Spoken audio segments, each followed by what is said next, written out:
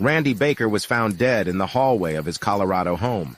The soup he had bought just minutes before had spilled all over the floor. It seemed the 59-year-old man's ailing heart had finally taken over.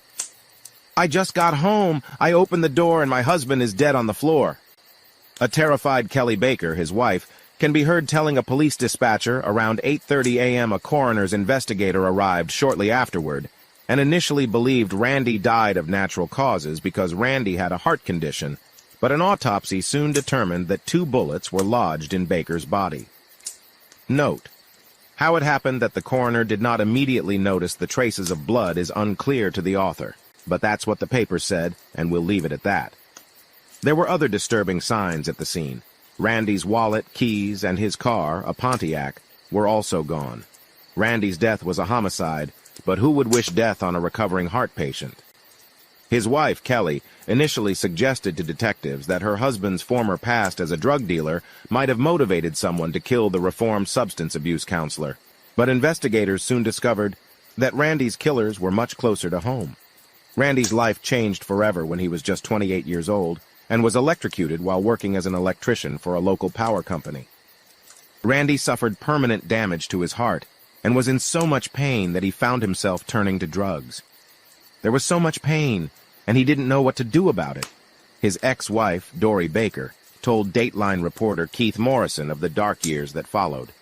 As Randy fell deeper and deeper into drugs and alcohol, he began dealing drugs, but after 3 years of addiction and substance abuse, Randy cleaned up his life and became sober. He dedicated himself to helping others and became a dedicated drug and alcohol counselor, even helping his own nephew, Raisley, battle addiction. "My dear uncle, you were not only a role model and inspiration to me, but also the closest person I've ever had as a real father," he wrote to Randy in a Father's Day message in 2015. Later in the story, we'll learn more about what Raisley actually did. When Randy's life got back on track, he fell for a lusty hairdresser named Kelly.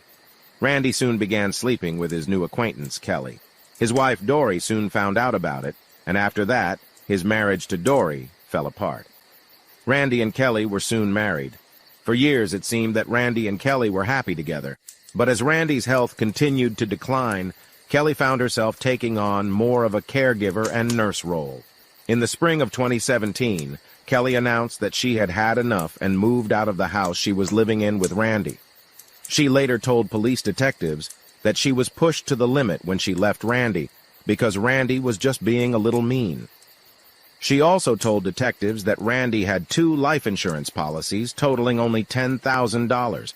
But there was one question asked by detectives that Kelly initially refused to answer: whether she was seeing anyone else at the time of the murder. After detectives were persistent, she admitted that she had been having an affair with another man. The man also admitted to the affair, but also told police that he had been with Kelly the night Randy was killed. 2 months earlier, early Sunday morning, Kelly, Randy's wife, was in bed with her lover Jerry Swifton, last name changed. Jerry was 10 years younger than Kelly, a charming middle-aged man. She met him when she visited a neighboring town, 100 kilometers from Randy's house where she used to live. Jerry was a fun, outgoing, kind guy, except he had one big flaw, from Kelly's point of view. Jerry was poor. That was something the mercurial Kelly couldn't stand. She had tried several times to encourage Jerry to change jobs or try to get more money, but Jerry wasn't interested. "Kelly, darling," Jerry turned to her, warmed by her skillful oral caresses. "When are you going to divorce that old man Randy of yours and marry me?" "You know, darling," she said. "I mean, the house and the car and the money, almost everything belongs to that old donkey Randy. If I get a divorce, I'll get almost nothing and I'll be left with nothing. And that's after I took care of him like a nurse for almost 10 years. And he doesn't appreciate it at all." "But there must be something you can do," Jerry said, stroking Kelly's hair affectionately. Jerry lay relaxed on his back, and Kelly lay on top of him, resting her ample breasts on top of him. Kelly stopped leaning closer to Jerry's ear and spoke to him in a whisper. "Listen, Jerry, you have a gun, right? You use it to hunt deer and pheasants, right?" "That's right," Jerry confirmed. "So what?" He really was an avid hunter. Jerry liked to hunt and fish. He spent a lot of time outdoors. First of all, he enjoyed hunting, and secondly, it saved him money. After all, to shoot and carve a deer or catch fish himself was more pleasant and cheaper for him than to buy ready-made meat and fish in the store. "So shoot that old fart, Randy," Kelly whispered hotly in his ear. "Do something useful with your gun." "Besides," Kelly added in a whisper, "Randy has an insurance policy. Life insurance. If anything happens to him, I'll get the money from his life insurance." Her eyes sparkled. She wanted to solve her problem by someone else's hand, so that she wouldn't have to do it herself. "You're crazy," Jerry said indignantly. He didn't know whether she was joking or serious. "Okay, I was kidding." Kelly tried to cover the awkwardness. "Let's just keep having sex." And she doubled over on Jerry, so that he quickly forgot about their conversation, engrossed in the hot sex. "That Jerry's a piece of work," Kelly thought to herself as she lay next to him in bed after the hot sex. "Also looks so manly and muscular on the outside, but inside he's like a wimp. I'll have to do it all myself."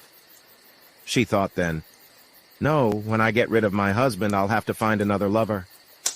The day after the incident, there were 3 people sitting at the farthest table in a small cafe. Kelly, Randy Baker's wife, Carol, Randy's sister, and Raisley, who was Carol's son. These 3 had one thing in common, their shared dislike for Randy Baker. Kelly and Carol, longtime childhood friends, met often, and each time they met, they bad-mouthed poor Randy, washing his bones, talking about what a miser and a bore Randy was. This time, they were no longer engaged in idle discussion of Randy's character. They were preparing a plan. The 2 women who organized the case had to be away from the crime scene and have ironclad alibis. And his nephew Raisley would kill Randy and make it look like an accident, or like a random robbery.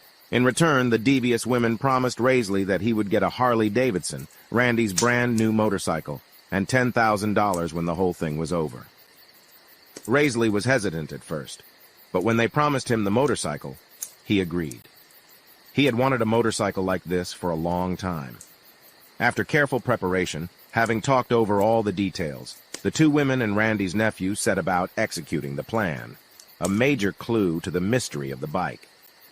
At first, in the first days after the murder, it seemed to investigators that they had no leads to follow, and the case could remain one of the unsolved cases. Investigators got the break they needed when 5 days after Randy's murder, his Pontiac car was found abandoned in a South Greeley alley, wiped down, with the license plate removed. Randy's old belongings and his empty wallet were found in the car. Detectives learned that the car had been listed for sale on social media, and eventually learned after interviewing a number of professional criminals and stolen car resellers that Randy's own sister, Carol Baker, was the one who sold the car. They discovered that the relationship between Randy and his older sister had been strained for years, but that Carol had developed a close friendship with his wife, Kelly. Investigators questioned Vinnie, the eldest daughter of slain Randy Baker, about it. "It was kind of a standoff between Kelly and Carol and my dad, and it became more and more noticeable after we kids grew up and left home," his daughter Vinnie recalled. After learning of the unusually close relationship between Kelly and Carol, Detective Mike Prill began an in-depth study of both women's phones and discovered that the women exchanged about 4,500 text messages over the spring and summer of that year. The phone records confirmed that there was a simmering hatred for Randy between these 2 women, Investigator Prill said. However, both women had ironclad alibis for the time of Randy's murder. Prill finally put the pieces of the murder together when he discovered a text message from Carol Kelly instructing her to put a number on her phone under the name Sonia that actually belonged to Raisley, the same relative who once thanked Randy for being a supportive father. The investigator found out that Raisley, who was Carol Baker's son, had a sordid gang-related past and had already served a lengthy prison sentence. Putting the pieces together, investigators determined that the trio had been planning Randy's murder for months, and Carol herself confirmed this theory during police questioning. According to Carol, Kelly was the mastermind behind the murder and wanted Randy dead because she believed he would never leave her alone. But that wasn't her only motive. Detectives also discovered that instead of a meager $10,000 life insurance proceeds, Kelly actually inherited more than $130,000 in life insurance, along with the house where she and Randy had previously lived. After 7 months behind bars, Risley, known by the nickname Grizz, after striking a deal with prosecutors that removed the death penalty, confessed to his involvement in Randy's murder in exchange for his testimony against the slain man's wife, Kelly Baker. Risley insisted that Randy was a great man and claimed that Carol and Kelly manipulated him into shooting Randy in exchange for $10,000 and Randy's favorite motorcycle, a Harley-Davidson. However, when Randy testified in court, he refused to retell the story he told investigators about how the three men planned the murder. Nevertheless, even without his testimony, Kelly was found guilty of murdering her husband and was sentenced to life in prison without the possibility of parole. Kelly Baker was a very charming and cunning woman. She had a remarkable ability to speak in a way that was credible to everyone. At trial, Kelly denied involvement in her husband's murder. When she was called for cross-examination at the trial, she answered, and held herself in such a way that the jury at first almost sympathized with her. Her feminine charm and credibility were her main weapons.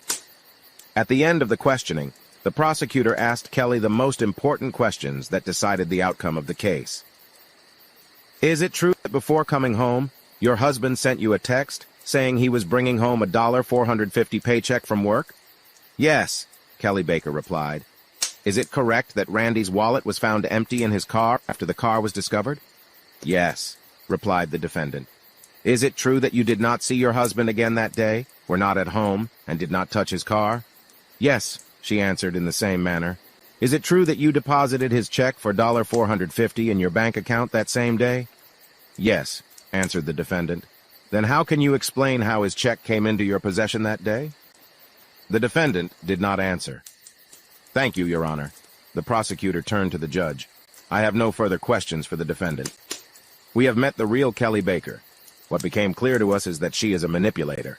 Anthea Carrasco, Weld County's chief deputy district attorney, told the television program, Dateline, Secrets Revealed. Risley received the same sentence, and the slain man's sister, Carol Baker, received 30 years behind bars for her role in her younger brother's murder. The convictions have brought his daughter Vinnie some relief, but she still mourns the father who was once her man. This situation made me feel like I had no control over anything in my life. My father was the only person who pretended that I could control my life, but now I can't call him to see if I'm doing well, she said.